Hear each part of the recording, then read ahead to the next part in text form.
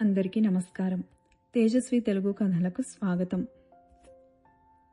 ఈరోజు మనం చెప్పుకోబోయే ఈ కథ పేరు మనిషికి మనిషే సాయం. రాసిన వారు ధనలక్ష్మి గారు. ఇంట్లోంచి బయటకు కాలుగాలిన పిల్లిలా తిరుగుతుంటే భర్త విశ్వనాథ్ పార్వతితో, ఏమిటి అలా కంగారు పడుతున్నావు అన్నారు. అందుకు పార్వతమ్మ, పని మనిషి అచ్చమ్మ కోసం చూస్తున్నా, ఊరికి వెళ్తున్నా అంది. వెళ్ళి రమ్మన్నా. రావాలిగా, రాలేదు. సింక్ నిండా పాత్రలున్నాయి. వాటిని చూస్తుంటేనే నీరసం వస్తోంది. చూస్తూ ఉండలేను, అలాగని శుభ్రం చేయలేను. అందుకే అవసరం ఉన్న మేరకు పాత్రలు శుభ్రం చేసి వాడుకుంటున్నాను. నిన్న పక్కింటి కాంతం గారేమో, నువ్వు తక్కువ డబ్బులు ఇచ్చి ఎక్కువ చాకరీ చేయించుకుంటున్నావు అని అచ్చమ్మ పని మానేసింది అని చెప్పింది. అప్పటి నుంచి గుండె అల్లకల్లోలంగా ఉంది.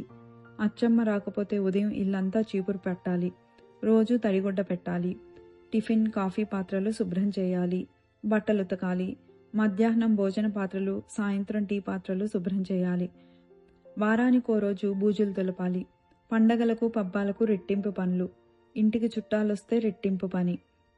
అసలే మోకాళ్ళ నొప్పులతో అనారోగ్యం ఓవైపు.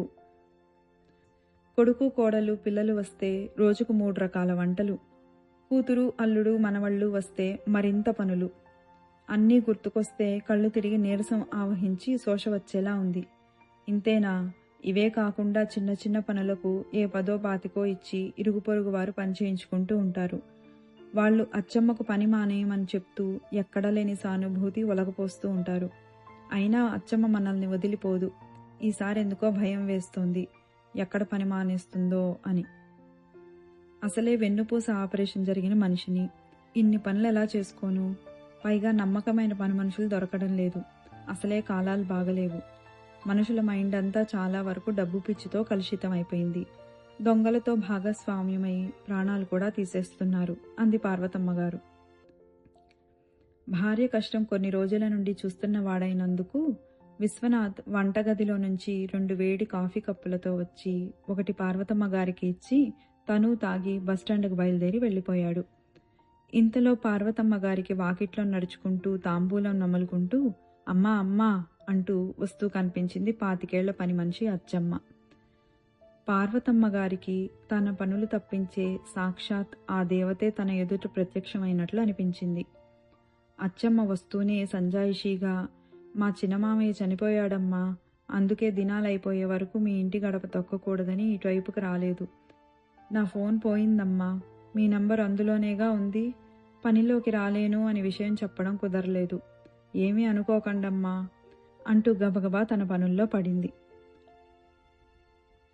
వంటగదిలో సింక్లోని గిన్నెలను శుభ్రం చేసి కాసేపటిలో వంటగదిని అద్దంలా శుభ్రంగా మార్చేసింది. మరో గంటలో ఇంటి పనులన్నీ చకచకా పూర్తి చేసింది. అచ్చమ్మ తన చీర కొంగుతో చెమట పట్టిన మొహం చేతులు తుడుచుకుంటూ, పనైపోయిందమ్మా, ఏమైనా తినడానికి ఉంటే ఇస్తే తీసుకొని పోతానమ్మా అంది.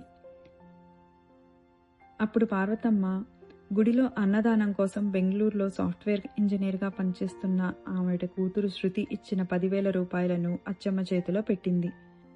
అచ్చమ్మ, ఏంటమ్మా ఇంత డబ్బు అంది. పార్వతమ్మ గారు, ఈ పూటకు నేను ఆయన హోటల్ నుండి టిఫిన్ తెప్పించుకొని తినేశాము. పోయిన నెలలో అప్పుగా ఓ 10,000 సర్దమన్నావుగా, అందుకే ఈ డబ్బు. ఇది అప్పు కాదు, నువ్వేదో ఫ్రిజ్ కొనాలన్నావు గదా, అందుకు. ఈ డబ్బు వెనక్కి ఇవ్వాల్సిన పని లేదు. ఇదిగో ఇంకో 200 ఇస్తున్నా, వెళ్లేటప్పుడు హోటల్ నుండి ఇంటికి టిఫిన్లు తీసుకెళ్ళు అంటూ మరో 200 అచ్చమ్మ చేతికి అందించింది పార్వతమ్మ. అచ్చమ్మ మొహంలో వెలుగు. ఆర్థికంగా లోటులో ఉన్న జీవితాలు వారివి. తమకి రెక్కాడితే కానీ డొక్కాడనే బ్రతుకులు వారివి. అచ్చమ్మకు చిన్న వయసులోనే పెళ్లి జరిగింది. ఆటో నడిపే భర్త. సంవత్సరం క్రితం యాక్సిడెంట్ అయ్యి ఎలాగో ప్రాణాలతో బయటపడ్డాడు. 3 చిన్న పిల్లలు, అందరూ 10 ఏళ్లలోపు వారే. అచ్చమ్మ ఆత్మాభిమానం ఉన్న ఆడది, కష్టపడే గుణంతో పాటు నిజాయితీ ఉన్న మనిషి. పనిచేసే ఇళ్లల్లో డబ్బు బంగారం విలువైన వస్తువులు కనీసం తాకదు.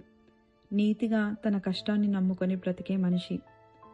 పార్వతమ్మ గారి నుండి డబ్బు ఉచితంగా వద్దన్నా పార్వతమ్మ గారు వినలేదు. అందుకే ఇంకా పార్వతమ్మ గారికి అందుబాటులో ఉండి పనులు చేసివ్వడమే తనకు రుణవిముక్తి అనుకుంది అచ్చమ్మ. వారం రోజుల తర్వాత ఫోన్లో అచ్చమ్మకు చేసిన డబ్బు సాయం గురించి కూతురికి చెప్పి ఆనందపడింది పార్వతమ్మ గారు. కూతురు శృతి కూడా తల్లి చేసిన మంచి పనికి ఎంతో సంతోషించింది. మధ్యాహ్నం ఎండకు భోజనం చేస్తూ ఫ్రిడ్జ్ నుండి చల్లటి నీళ్లు తెచ్చుకొని తాగుతున్న తన పిల్లలను చూసి మనస్సులోనే పార్వతమ్మ గారికి కృతజ్ఞతలు చెప్పుకుంది అచ్చమ్మ. అందరివి ఆర్థికంగా ఎంత చెట్టుకు అంత గాలి జీవితాలు. ప్రపంచంలో అందరికీ సాయం చేసేంత ఆర్థిక స్తోమత ఉండకపోవచ్చు. కానీ మనకు ఉపయోగపడే వారికైనా మనం కొద్దిగా ఉపయోగపడటం మన ధర్మం. సాయం చిన్నదే కావచ్చు, కానీ అది అవతలి వారి హృదయాల్లో మంచి స్థానాన్ని ఇస్తుంది. సహాయం చేసి ప్రతిఫలం కృతజ్ఞత ఆశించకూడదు. సాయం చేసి మర్చిపోవాలి. ఒకవేళ మనం సాయం పొందితే మాత్రం గుర్తుంచుకోవాలి. ప్రశాంత జీవనానికి ఇది మనం ఖచ్చితంగా పాటించదగిన సూత్రం. ఇంత మంచి కథను మనకు అందించిన ధనలక్ష్మి గారికి ధన్యవాదాలు తెలుపుకుంటూ సర్వేజన సుఖినో భవంతు. నమస్తే.